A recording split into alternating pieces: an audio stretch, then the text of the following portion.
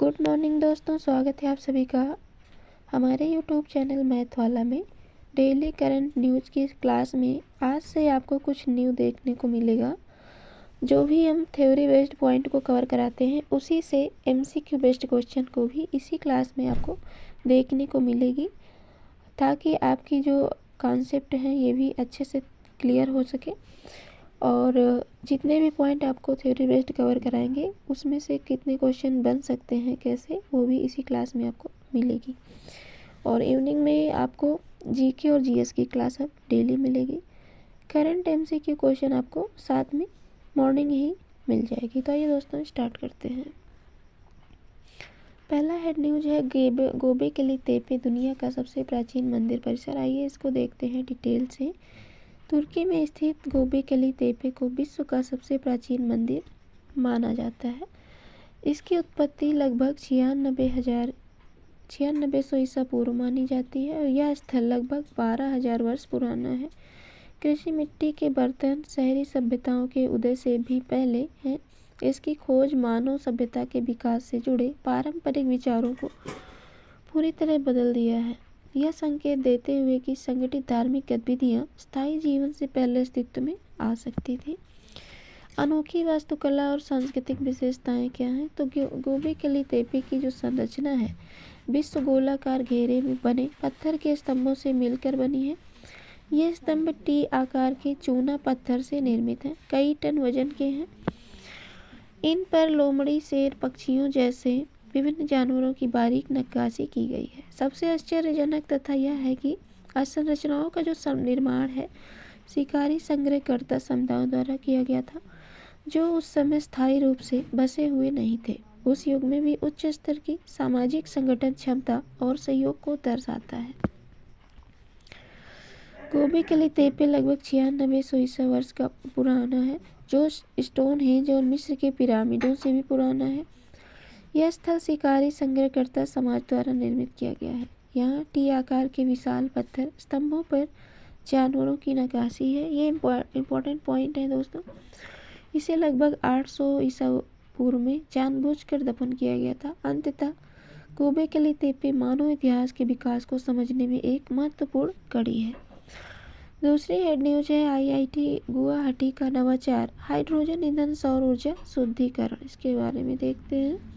तो भारतीय प्रौद्योगिकी संस्थान आईआईटी गुवाहाटी के शोधकर्ताओं ने एक उन्नत सामग्री विकसित की है जो जल विद्युत अपघटन के माध्यम से हाइड्रोजन ईंधन उत्पादन के साथ साथ सौर ऊर्जा आधारित समुद्री जल को पीने योग्य बनाने में सक्षम है। यह नवाचार स्वच्छ ऊर्जा और सुरक्षित पेयजल जैसी दो वैश्विक चुनौतियों का एक साथ समाधान प्रस्तुत करता है। प्रोफेसर पीके गिरी के नेतृत्व में किए गए शोध को प्रतिष्ठित जर्नल एडवांस्ड फंक्शनल मटेरियल्स में भी प्रकाशित किया गया है। हाइड्रोजन उत्पादन में बड़ी उपलब्धि क्या है? तो नई विकास सामग्री ने हाइड्रोजन सामग्री उत्पादन प्रक्रिया में उत्कृष्ट प्रदर्शन किया है। हाइड्रोजन इवैल्यूएशन रिएक्शन HER के लिए केवल 12 मिलीवोल्ट का अत्यंत कम ओवर पोटेंशियल आवश्यक है, जो पारंपरिक प्लेटिनम आधारित उत्प्रेरकों से भी बेहतर है। हाइड्रोजन एक स्वच्छ ईंधन है जिसके उपयोग से केवल पानी उत्पन्न होता है, जिससे यह जीवाश्म ईंधनों का एक पर्यावरण अनुकूल विकल्प बनाता है। नेक्स्ट हेडलाइन है भारत ट्राइब्स फेस्ट 2026 जनजातीय संस्कृति और उद्यमिता का महोत्सव। आइए इसके बारे में देखते हैं। नई दिल्ली के सुंदर नर्सरी में 18 से 30 मार्च 2026 तक आयोजित भारत ट्राइब फेस्ट देश की जनजातीय विरासत, कला और उद्यमिता को प्रदर्शित करने वाला एक भव्य आयोजन है। भारतीय जनजातीय सहकारी विपणन विकास महासंघ ट्रेड और जनजातीय कार्य मंत्रालय के संयुक्त तत्वावधान में आयोजित इस महोत्सव का उद्घाटन केंद्रीय मंत्री जुवाल ओरम द्वारा किया गया। यह आयोजन जनजातीय समुदायों की संरचनात्मक आर्थिक क्षमता को राष्ट्रीय मंच प्रदान करता है। जनजातीय कला, शिल्प और व्यंजन का प्रदर्शन। इस महोत्सव में जनजातीय कला, हस्तकला, हथकरघा, पारंपरिक व्यंजनों का व्यापक प्रदर्शन किया जा रहा है। यहाँ 200 से अधिक स्टॉल लगाए गए हैं जो 78 वन धन विकास केंद्रों और 300 अधिक कारीगरों का प्रतिनिधित्व करते हैं। यह मंच न केवल जनजातीय उत्पादों को बाजार उपलब्ध कराता है बल्कि लोगों को इन कारीगरों से सीधा संवाद करने का अवसर भी देता है, जिससे संस्कृति आदान प्रदान को बढ़ावा मिलता है। फॉरेस्ट टू प्लेट और सांस्कृतिक अनुभव। महोत्सव का एक प्रमुख आकर्षण फॉरेस्ट टू प्लेट पहल है, जिसमें लगभग 120 प्रतिभागी पारंपरिक जनजातीय व्यंजनों को प्रस्तुत करते हैं और इसके अलावा 17 लाइव क्राफ्ट डेमोन्स्ट्रेशन आयोजित किए जा रहे हैं, जहां दर्शक पारंपरिक तकनीकों को प्रत्यक्ष रूप से देख सकते हैं। सांस्कृतिक संध्याओं में 400 से अधिक कलाकारों का द्वारा लोक संगीत और नृत्य प्रस्तुत किया जा रहा है। इस आयोजन को और अधिक जीवंत बनाती है। 19 से 27 मार्च के बीच आयोजित बिजनेस कॉन्फ्रेंस नीति निर्माताओं, उद्योग जगत, जनजातीय उद्यमियों के बीच संवाद का महत्वपूर्ण मंच है। इसमें सतत वस्त्र, जनजातीय खाद्य प्रणाली, नैतिक बाजार, नवाचार जैसे विषयों पर चर्चा की जा रही है। साथ ही यह मंच पारंपरिक ज्ञान की सुरक्षा और जनजातीय युवाओं, महिलाओं के कौशल को भी जोर देता है। नेक्स्ट हेडलाइन है सीना रुम्पिंथल, ताकत और तकनीक से बना विश्व। सीना रुम्पिंथल, ताकत और तकनीक से बना विश्व रिकॉर्ड। सीना रुम्पिंथल और ताकत तकनीक से बना ये विश्व रिकॉर्ड, विश्व नहीं दोस्तों, विश्व रिकॉर्ड।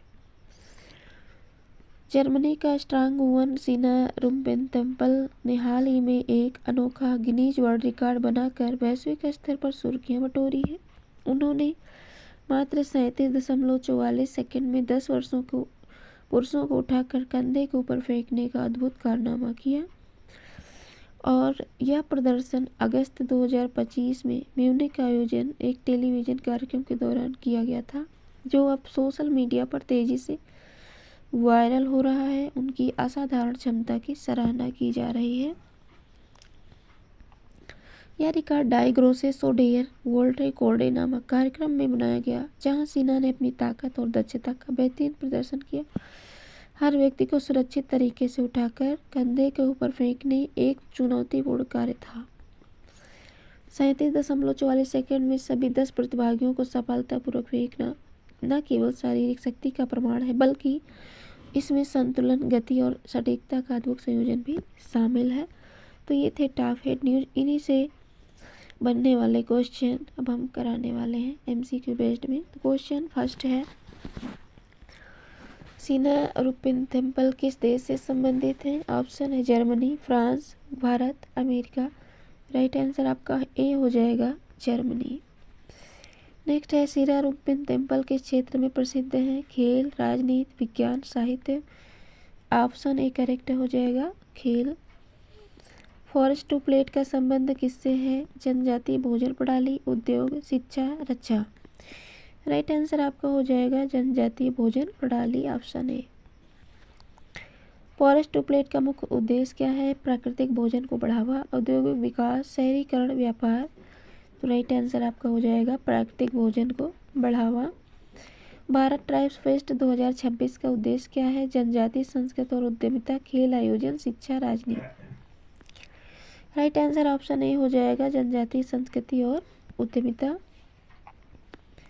भारत ट्राइब्स फेस्ट का आयोजन कौन करता है? TRIFED, ISRO, RBI, DRDO. तो राइट आंसर आपका ट्रिफेड हो जाएगा ए। हाइड्रोजन ईंधन को क्या कहा जाता है? स्वच्छ ऊर्जा, जीवाश्म ईंधन, ठोस ईंधन, गैसीय ईंधन। राइट आंसर आपका हो जाएगा स्वच्छ ईंधन। आईआईटी गुवाहाटी किस राज्य में स्थित है? राइट आंसर आपका क्या होगा दोस्तों? असम, बिहार, उत्तर प्रदेश, पंजाब। तो करेक्ट ऑप्शन आपका हो जाएगा option A Assam. IIT Guwahati का नवाचार किससे संबंधित है? हाइड्रोजन ईंधन, परमाणु ऊर्जा, कोयला, गैस। राइट आंसर आपका ए हो जाएगा हाइड्रोजन ईंधन। सौर जल शुद्धिकरण का संबंध किससे है? स्वच्छ पानी, बिजली, परिवहन, उद्योग। तो राइट आंसर आपका हो जाएगा स्वच्छ पानी हो जाएगा। गोबेकली तेपे कहाँ स्थित है? तुर्की, भारत, मिस्र, ग्रीस। राइट आंसर आपका ए हो जाएगा तुर्की। गोबेकली तेपे किसके लिए प्रसिद्ध है? प्राचीन मंदिर, नदी, पर्वत, शहर। तो राइट आंसर आपका हो जाएगा प्राचीन मंदिर। दोस्तों सारे हेड न्यूज़ को जो हमने कवर कराया है वहीं से हमने सारे एमसीक्यू क्वेश्चन भी बनाए हैं जो कि आपकी परीक्षा को बहुत ही महत्वपूर्ण बनाते हैं, महत्वपूर्ण है परीक्षा की दृष्टि से। नेक्स्ट क्वेश्चन है गोबेकली तेपे की खोज कब हुई? 1994, 1980, 2000, 1975। तो राइट आंसर आपका हो जाएगा 1994। नेक्स्ट क्वेश्चन है दुनिया का सबसे प्राचीन क्या माना जाता है जिसे? मंदिर, परिसर, शहर, किला, विश्वविद्यालय। राइट आंसर आपका हो जाएगा मंदिर परिसर। फॉरेस्ट टू प्लेट किससे जुड़ा है? जैव विविधता, उद्योग, व्यापार, बैंकिंग। तो राइट आंसर आपका ए हो जाएगा जैव विविधता। ट्रिफेड का पूरा नाम क्या है? Tribal cooperative marketing development federation या ट्रेड फेडरेशन, ट्रांसपोर्ट फेडरेशन या फिर technology federation. Option A correct हो जाएगा tribal cooperative marketing development federation, इसका फुल फॉर्म हो जाएगा। हाइड्रोजन उत्पादन में कौन सी ऊर्जा उपयोगी है? सौर ऊर्जा, कोयला, पेट्रोल, डीजल। तो राइट आंसर आपका ए हो जाएगा सौर ऊर्जा। सौर जल शुद्धिकरण किस समस्या का समाधान है? जल संकट, वायु प्रदूषण, ध्वनि प्रदूषण, तापमान। राइट आंसर आपका हो जाएगा ऑप्शन ए जल संकट। नेक्स्ट क्वेश्चन है भारत ट्राइब्स फेस्ट किससे संबंधित है? जनजातीय उत्पादन, IT, banking, Raksha. Right answer A हो जाएगा जनजातीय उत्पादन। जनजातीय विकास का प्रमुख उद्देश्य क्या है? आर्थिक सशक्तिकरण, युद्ध, राजनीति, व्यापार। राइट आंसर ए हो जाएगा आर्थिक सशक्तिकरण हो जाएगा। गोबेकली तेपे किस काल से संबंधित है? इंपॉर्टेंट क्वेश्चन बनता है ये। तो प्रागैतिहासिक काल, मध्यकाल, आधुनिक काल, वैदिक काल। राइट आंसर ए हो जाएगा प्रागैतिहासिक काल। आईआईटी गुवाहाटी का नवाचार किस क्षेत्र में उपयोगी है? ऊर्जा, शिक्षा, राजनीति, खेल। राइट आंसर हो जाएगा ऊर्जा। सौर ऊर्जा का मुख्य स्रोत क्या है? सूर्य, चंद्रमा, जल, वायु। राइट आंसर आपका हो जाएगा सूर्य।